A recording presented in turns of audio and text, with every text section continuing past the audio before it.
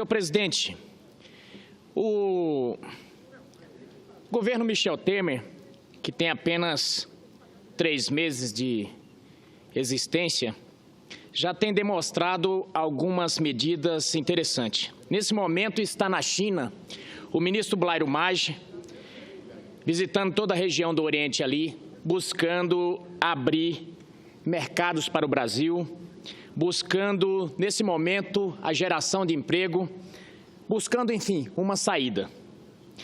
E nesse momento em que o ministro está ali, também sua equipe trabalhando aqui, justamente buscando diminuir os gargalos e os obstáculos.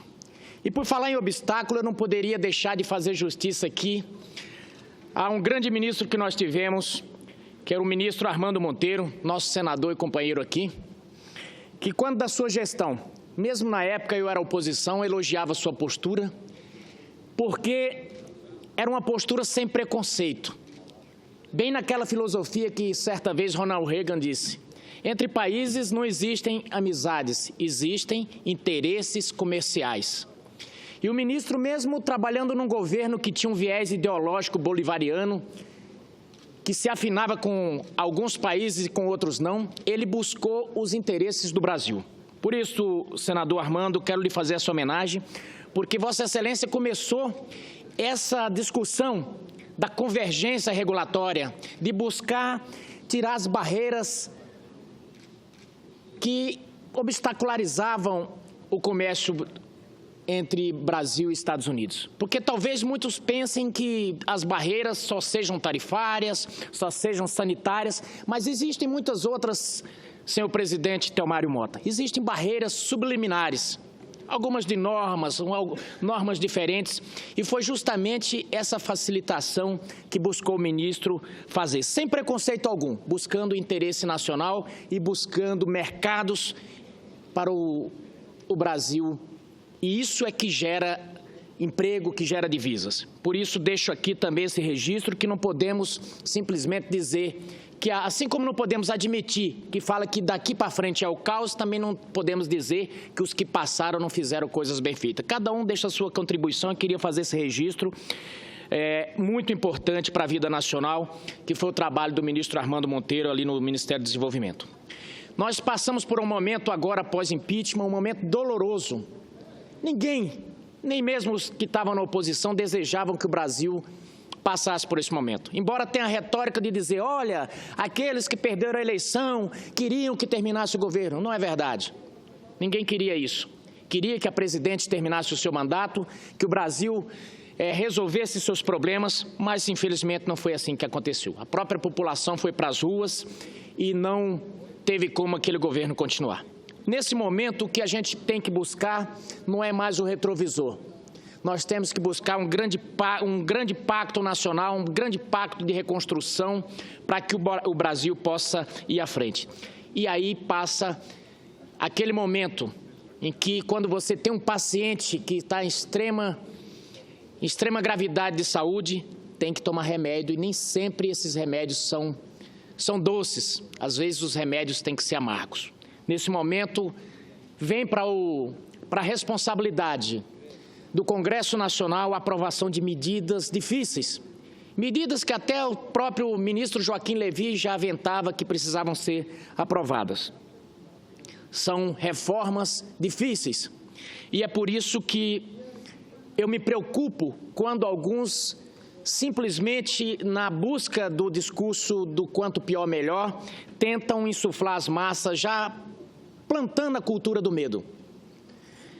Eu, há poucos dias, no meu estado, senador Aníbal, fui abordado num pequeno município, onde o senhorzinho de quase 100 anos, 90 e poucos anos, desesperado porque disseram que ele ia perder a aposentadoria. Isso é de uma maldade, porque o debate político ele não pode ter como refém, tomar como refém, pessoas simples que nem sempre têm condições e as informações necessárias para se defender. Imagina uma pessoa com 100 anos, que tem a única fonte de renda a sua aposentadoria, alguém vir dizer que ele vai perder. Numa mentira clara. Então, essa política é que nos preocupa. Outra coisa, a política da divisão. Isso não traz mais voto para o Partido dos Trabalhadores, nem deixa em melhor posição. esse negócio de dividir nós e eles. Somos todos nós. Quando a coisa ia bem, o país estava todo com o PT. A própria oposição apoiava e tudo. Agora, depois que os programas não deram certo, óbvio que vem a oposição, mas nunca demonizando. Você não pode demonizar o outro, que combate os argumentos, mas não podemos ir na política da demonização. Eu vi um senador ontem aqui dizer para o presidente Renan Calheiros, antes de uma medida provisória chegar, ele já dizer que não ia aprovar. Não sabe nem o que tinha nela. Então, essa é a grande preocupação. Não é a preocupação com o Brasil, é a preocupação com a política e a política pequena, e isso é ruim. Isso é ruim não para o Partido dos Trabalhadores, isso é ruim para todos nós, porque a sociedade brasileira ela não quer que continue essa discussão da política em si mesma, ela quer saída. Vai acabar com o direito dos trabalhadores. O direito mais sagrado dos trabalhadores é o emprego, e esse já está arrebentado. Eu vi a presidente Dilma falar aqui nessa tribuna, nessa cadeira aqui, dizendo, olha, existem fungos na árvore da democracia. Eu digo o contrário, geralmente em árvore o que dá é cupim, senador Hélio José. O que eu digo é o seguinte, o grande cupim, a grande quantidade de fungo deu foi no emprego, no poder de compra dos brasileiros. Então, nesse momento, é aquela parte da história em que os partidos têm que se sentirem grandes, que fazer coisas para realmente resgatar a autoestima nacional. E para isso nós temos que reconstruir. E reconstrução só se faz juntos. Temos como exemplo o Japão após a bomba de Hiroshima e Nagasaki, que se reconstruíram. E aí, essa semana, nós tivemos o resultado do IDEB. Essa é outra bomba. Precisamos reconstruir nossa educação, precisamos reconstruir nossas bases, economia e tudo. Temos um país para reconstruir. E para isso nós precisamos, naquela linha de que Blairo Maggi está fazendo, naquela linha do que o senador Armando Monteiro faz, não termos preconceito contra ninguém, mas buscarmos comércio, buscarmos fazer com que o nosso empresariado queira investir aqui. Eu me preocupo muito, senador Armando Monteiro, quando nossa indústria toda está indo para o Paraguai. Quando nossos empregos todos estão indo lá para o Paraguai. Sabe por quê? Porque lá eles não têm um discurso ideológico sobre a questão trabalhista. Nós não podemos ter vacas sagradas. Ninguém aqui, eu creio que nenhum empresário é a favor de trabalho escravo, ninguém é a favor de tirar direitos dos trabalhadores, mas nós temos alguns gargalos que nós precisamos resolver sim. Nós precisamos flexibilizar alguns obstáculos que não é possível continuar. Senador Lazier Martins, eu vi de um empresário essa semana que cada funcionário dele que manda embora, ele tem um advogado por fora que ele manda insuflar para